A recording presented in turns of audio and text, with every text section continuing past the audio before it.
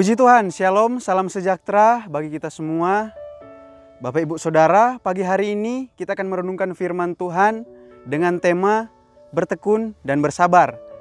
Saya nggak tahu apapun yang menjadi pekerjaan Bapak Ibu Saudara semua, apapun profesi kita, baik sebagai tani, sebagai tukang, sebagai karyawan, sebagai pegawai, sebagai pengendara kendaraan. Saya nggak tahu yang menjadi profesi kita, tetapi pagi hari ini, mari jangan menyerah dengan pekerjaan kita. Teruslah bertekun dan bersabar dengan apa yang Tuhan percayakan dalam kehidupan kita untuk kita melakukan pekerjaan-pekerjaannya.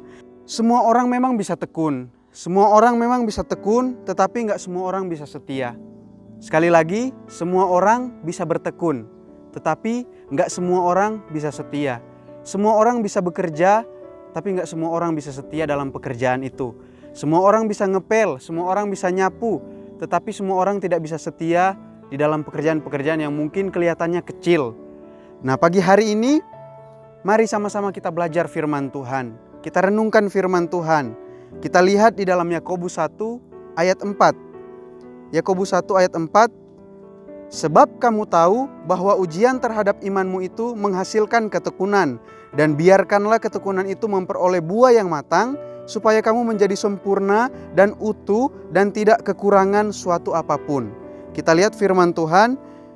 Yakobus menegaskan bahwa ujian terhadap iman menghasilkan ketekunan.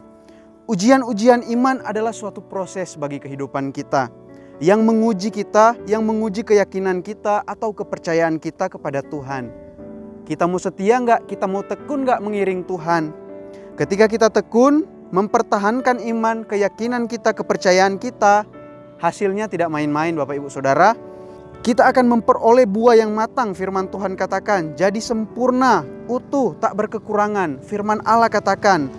Di sini juga di ayat ini kalau kita baca, ada hal yang berbeda juga di dalam ayat 4, dalam terjemahan yang lain, dalam firman Allah yang hidup, yaitu kesabaran. Ketika kita tekun, ternyata juga butuh yang namanya kesabaran. Ketika semua itu bertumbuh, baik ketekunan ataupun kesabaran, dalam terjemahan baru kita akan memperoleh buah yang matang, sempurna, utuh, dan tidak berkekurangan. Itu firman Tuhan katakan. Kalau dalam terjemahan yang lain, kita akan peroleh, kita sanggup menghadapi segala sesuatu, pencobaan, dan akan berwatak kuat tanpa celah ataupun kekurangan. Jadi sangat jelas firman Tuhan, ketika kita bertekun, kita bersabar, kita akan memperoleh buah yang matang. Kita akan berwatak kuat tanpa celah ataupun kekurangan. Di dalam Ibrani 10 ayat 36, Ibrani 10 ayat 36 firman Tuhan. Sebab kamu memerlukan ketekunan, supaya sesudah kamu melakukan kehendak Allah, kamu memperoleh apa yang dijanjikannya itu. Puji Tuhan, firman Tuhan kita lihat di sini. Memang untuk mempelajari kehendak Allah, memang kelihatannya gampang. Cuman apakah kita bisa mempertahankan apa yang Tuhan mau dalam kehidupan kita? Mungkin pekerjaan yang kecil. Apakah kita bisa mempertahankan apa yang Tuhan inginkan dalam kehidupan kita? Di Ibrani 10 ayat 36 di sini, firman Tuhan mencatat memang untuk mempelajari kehendak Allah, ataupun di Ibrani 10 ayat 36 ini ada kata memerlukan ketekunan. Artinya ada satu kebutuhan yang mendesak untuk kita kerjakan. Jadi di dalam hidup ini kita memerlukan ketekunan. Dalam menjalani hidup di muka bumi ini, jangan sampai kita gagal mempertahankan iman kita, kita gagal mempertahankan keyakinan kita kepada Tuhan. Ketika kita mempertahankan iman kita kepada Tuhan, kita tetap berkeyakinan kepada Tuhan. Di sini kita bisa lihat, di Ibrani 10 juga ini mengingatkan kita semua bahwa ketekunan iman kita merupakan satu kunci untuk bergantung kepada Tuhan di saat kita menghadapi kesulitan.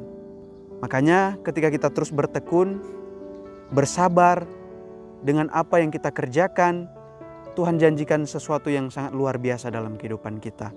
Biarlah kita mau tetap bertekun, kita mau tetap bersabar di dalam Tuhan. Apapun aktivitas kita, apapun kegiatan kita, apapun pekerjaan kita, apapun profesi kita, kita pandang saja kepada Tuhan. Tuhan kasih kita kekuatan, Tuhan kasih kita kemampuan. Puji Tuhan, amin firman Tuhan. Dan kita akan sama-sama berdoa.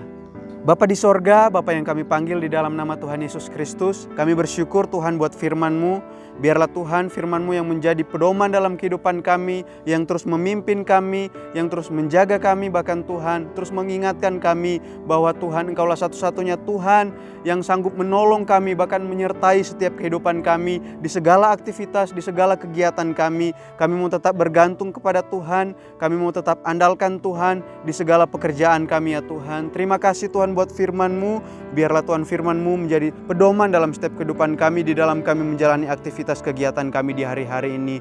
Terima kasih Tuhan, terima kasih.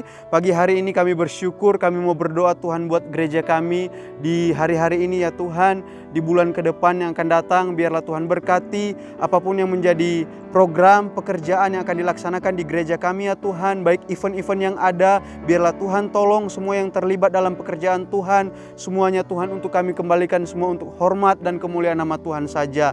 Tuhan berkati setiap mereka yang terlibat, apapun pekerjaan kami di depan layar maupun di belakang layar. Semua Tuhan berkati kami. Bahkan kami berdoa Tuhan pagi hari ini buat pemerintah kami. Bahkan Tuhan kami berdoa buat partai-partai politik yang mengusung setiap yang akan mencalonkan.